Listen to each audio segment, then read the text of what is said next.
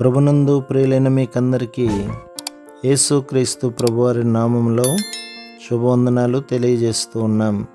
ఎడారిలో సెలయేర్లు అనే దిన ధ్యానము కొరకై స్వాగతం. ఏప్రిల్ 17.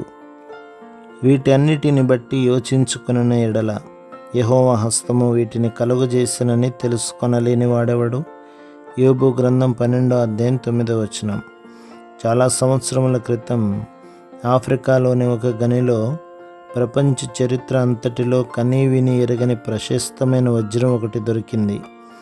దాన్ని ఇంగ్లాండ్ దేశపు రాజుకి ఆయన కిరీటంలో పొదగడం కోసం బహుమతిగా ఇచ్చారు. ఆయన దాన్ని మెరుగు పెట్టించడానికి ఆమ్స్టర్డామ్ నగరానికి పంపాడు. ఒక నిపుణుడైన వజ్రకారుడికి దాన్ని అప్పగించారు. దాన్ని అతడు ఏం చేశాడనుకున్నారు? ఆ అమూల్యమైన రాయిని తీసుకొని చిన్న గాడి చేశాడు. తన పనిముట్టును ఆ గాడిలో పెట్టి ఒక్క దెబ్బ కొట్టాడు. ఆ వజ్రం 2 ముక్కలైంది. ఎంత నిర్లక్ష్యం! ఎంత వ్యర్థమైపోయింది! అంత అజాగ్రత్త ఏమిటి అనుకుంటున్నారా? పొరపాటు. కొన్ని వారాల పాటు ఆ దెబ్బను ఎక్కడ ఎలా వేయాలి అని అతి జాగ్రత్తగా ఆలోచనలు జరిగాయి. ఆ వజ్రపు రాయిని అన్ని కోణాల నుంచి పరిశీలించి బొమ్మలు గీసుకున్నారు. దాని నాణ్యత, దానిలో ఉన్న లొసుగులు, పగుళ్ళు అన్నిటినీ అతి జాగ్రత్తగా అర్థం చేసుకున్నారు. ఎందుకంటే ఆ వజ్రాన్ని పదును పెట్టడానికి తీసుకున్నది ప్రపంచంలోకెల్లా అత్యంత నిపుణత గల వజ్రకారుడు. దానిలా మధ్యలోకి పగలగొట్టడం పొరపాటు అనుకోకండి. అది ఆ నిపుణుడి నేర్పుకి పరాకాష్ట.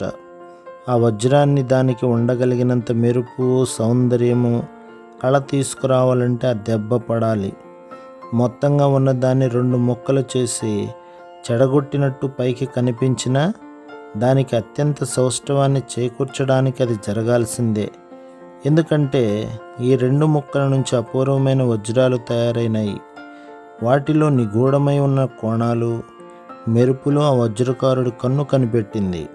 అలాగే దేవుడు నీ జీవితంపై ఒక్కోసారి పగలగొట్టే దెబ్బ పడనిస్తుంటాడు.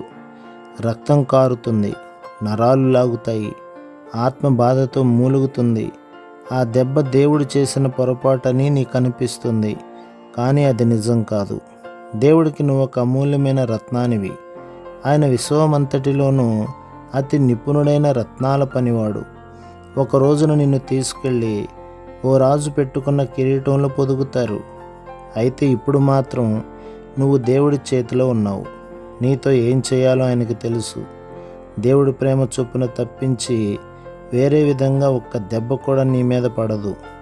నీవు ఊహించని, ఆలోచించని ఆత్మీయ ఆశీర్వాదాలు ఆ దెబ్బ మూలాన నీకు సమకూడతాయి.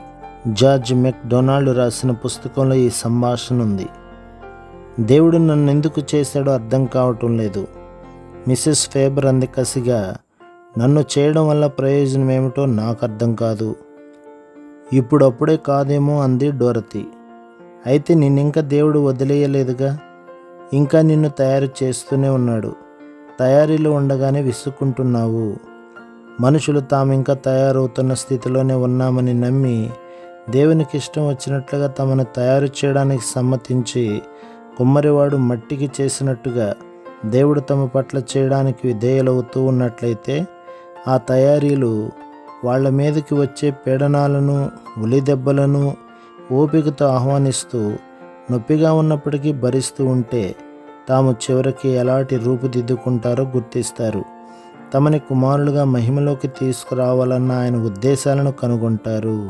ప్రభు మిమ్మును, మీ కుటుంబమును, మీ సంఘమును దీవించి ఆశీర్వదించునుగాక. ఆమెన్.